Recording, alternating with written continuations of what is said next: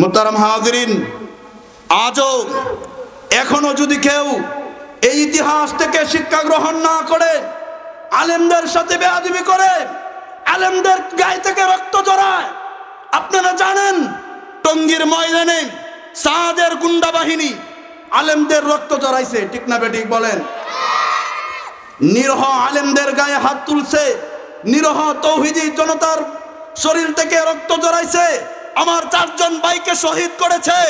আমি সাদের গুন্ডা বাহিনীদেরকে বলতে চাই, আওয়ামী লীগ টিকতে পারে নাই, হাসিনা টিকতে পারে নাই, পৃথিবীর কোন বড় শক্তি আলেমদের সাথে বেঈমানি করে টিকতে পারে নাই।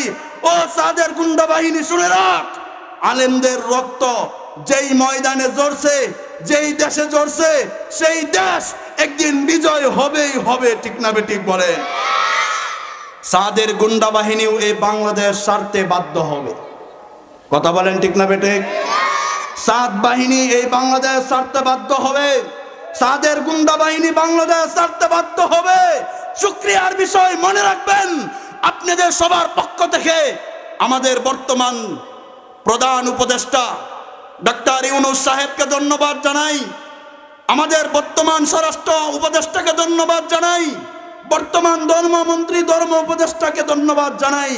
তাদের নেতৃত্বে ইতিমধ্যে সিদ্ধান্ত হয়েছে যে ইজতেমা আলেমদের পক্ষেই হবে, সাদ গুন্ডা বাহিনীর কোন ইজতেমা বাংলার জমিনে হবে না। আলহামদুলিল্লাহ বলেন। খুশি না বেজার? আল্লাহর মায়ের শুরু হয়ে গেছে, আলেমদের রক্ত জড়াইছে, সাদ গুন্ডা বাহিনী বাংলাদেশ থেকে পলাইতে বাধ্য হবে অতি তাড়াতাড়ি, ঠিক না বেঠিক বলেন? এখন আপনাদের কাছে আমার প্রশ্ন, আপনারা কি আলেমকে মহব্বত করবেন না দুশ্মনী রাখবেন? সবাই বলেন, আলেমের পক্ষে থাকবেন না বিপক্ষে থাকবেন? আলেমের পক্ষে কে কে থাকবেন দুইটা হাত বাড়ায় দেন। নারায়ে তাকবীর, নারায়ে তাকবীর। উলামায়ে কেরাম যেখানে, উলামায়ে কেরাম যেখানে, দেওবন্দিরা যেখানে, সাদের গুন্ডা বাহিনী যেখানে, আমরা নাই সেখানে আল্লাহ কবুল করুক, আমিন। মুহতারাম হাজিরিন, যে কথা বলতেছিলাম, আলেমরা কার ওয়ারিস? একটু কষ্ট করে বলেন। নবীর ওয়ারিস। ও আমার প্রিয় ভাইরা, নবীজিকে ওলা সাহাবায়ে কেরাম কেমন মহব্বত করতেন। আজকে নবী তো আর পাবেন না, নবী আসবে নাকি? সবাই বলেন, নবী আসবে। নবীজি বলেন, আনা খাতামুন নাবিয়্যিন লা নাবিয়্যা বাদি। নবীজি হাদিসের মধ্যে বলেন,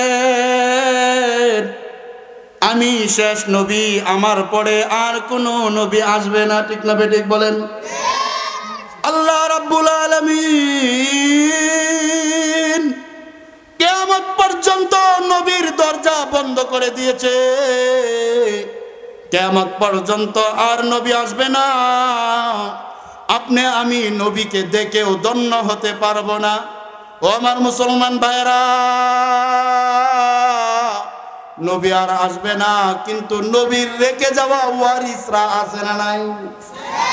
কয়দিন থাকবে বলেন, বলেন কয়দিন থাকবে?